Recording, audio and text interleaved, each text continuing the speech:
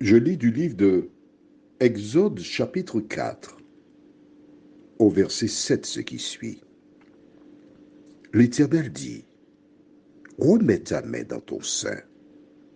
Il remit sa main dans son sein, puis il la retira de son sein. Et voici, elle était redevenue comme sa chair. Prions. Notre Seigneur et notre Dieu, qu'il est agréable de voir comment ta parole nous éclaire, nous informe. Merci Seigneur. Alors que nous la découvrons une fois de plus, en ce matin, nous implorons l'Esprit Saint pour la comprendre. Au nom de Jésus, pour ta gloire éternelle. Amen.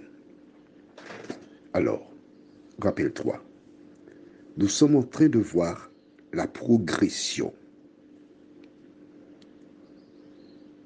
Moïse jeta la verge qui devint un serpent et il prit la fuite. Dieu l'appelle et dit, reviens, prends le serpent par la queue. Le fait de revenir et de tenir le serpent par la queue démontre une foi naissante en Moïse. Plus tard, quand Dieu lui dit, mets ta main dans ton sein, il met la main, il la ressort, elle est couverte de lèvres, elle est blanche, il n'a aucune réaction. Mais au verset 7, l'Éternel lui dit, remets ta main dans ton sein. Que fait-il?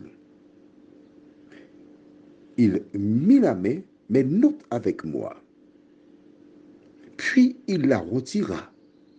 Dieu n'a pas demandé à Moïse d'enlever sa main.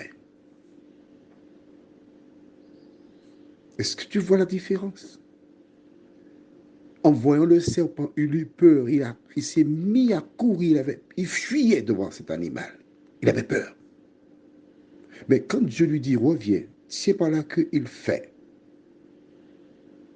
Quand Dieu fait ce deuxième signe, il n'est pas effrayé. Ce n'est pas Dieu qui lui dit, enlève ta main, mais il a commencé à connaître l'Éternel. Il sait que lorsqu'il lui a dit, mets ta main, remets ta main dans ton sein, qu'il lui dira logiquement de l'enlever, il n'attend même pas qu'il lui dise, il enlève la main. Mais quand il va enlever sa main, il a une conviction, il a une assurance, c'est qu'elle ne sera pas couverte de lèpre. Il a appris à connaître l'Éternel. Il est donc fondamental pour toi ce matin, en analysant ce comportement, et c'est pourquoi cette année, nous lisons la Bible et l'étudions différemment, de voir la progression de la foi de Moïse.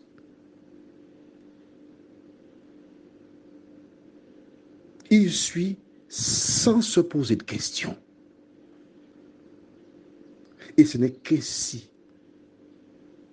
en ayant une relation personnelle avec Dieu, que nous apprenons à le connaître. L'attitude de Moïse, en enlevant sa main de son sein, est une démonstration de sa foi en Dieu.